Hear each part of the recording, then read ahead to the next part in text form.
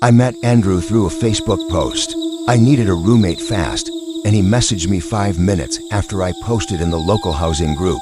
No mutual friends, but he said all the right things. No profile picture. Said he had a stable remote job, no pets, quiet, clean, respectful. He seemed normal. A little awkward, maybe, but I didn't care. I needed rent. I FaceTimed him once. He didn't answer, just smiled, then took the last box into his room and shut the door. I didn't see him the rest of the day. He moved in on Friday. By Saturday night, I wanted him out. The first red flag was the way he unpacked. He brought 4 boxes. I stood there staring at it for a full minute. Then I opened the cupboard. New sponge, bright yellow. That's it. No bed, no decorations, not even a backpack. Another knock. 3 this time. Slightly faster. When I asked what the notes were about, he blinked slowly and said, "It ruins her." Then he turned back to the blank TV, smiling. "Andrew?" I asked. No reply. I could hear the difference. He was answering someone, listening, nodding between each line. The boxes were taped tight, and he carried them one at a time. No one there. She gets impatient. I didn't sleep after that. I confronted him the next day. When I opened the door, the hallway was empty, always holding them away from his body, like they might bite. I offered to help, then whispering. Then, right before it ended, my own voice, saying, "Let me back in."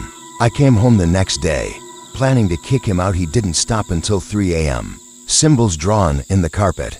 Charcoal, I think, or blood. And one last note. Around midnight, I heard him whispering in there. Couldn't make out the words. It sounded like a prayer, or maybe a list. I don't think I ever really met him. Always at the same time. And always one knock closer. "She likes you." No Andrew. No salt. "She might not stop at your name." I called the police. "Careful. You won't recognize them until they smile." Then a knock. Not loud. Not aggressive. Just 2 soft taps, soaked. Covered in black mold. I swear wasn't there the day before. The middle was ripped open, like it had teeth. Then I heard a voice right outside the door. High-pitched, childlike, trying too hard to sound friendly. The next morning, I went to make coffee. The kitchen was spotless. I want to give it back. I didn't answer. At 3 a.m. On the dot, it stopped. Tiny, like a child's, burned into the paint. My cereal box was in the fridge.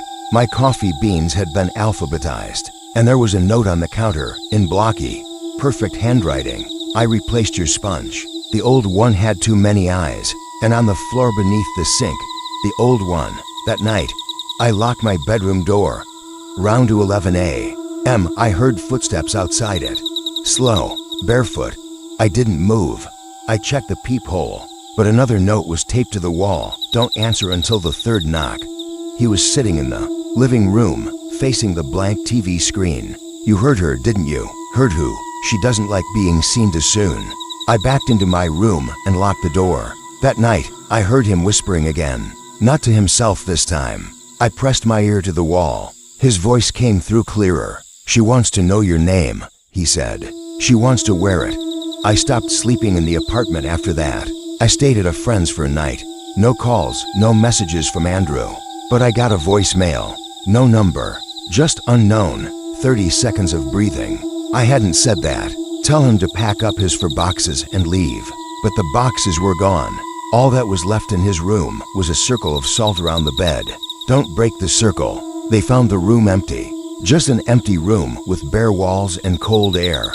They asked if I'd been drinking. That night, the knocking came again, to 14 a.m. 3 soft knocks. I didn't move. "I have your name." It scratched at the wood. The next morning, the hallway wall was covered in fingerprints. There was another note, slipped under my door. "She's inside now. Don't let her out. She wears new faces."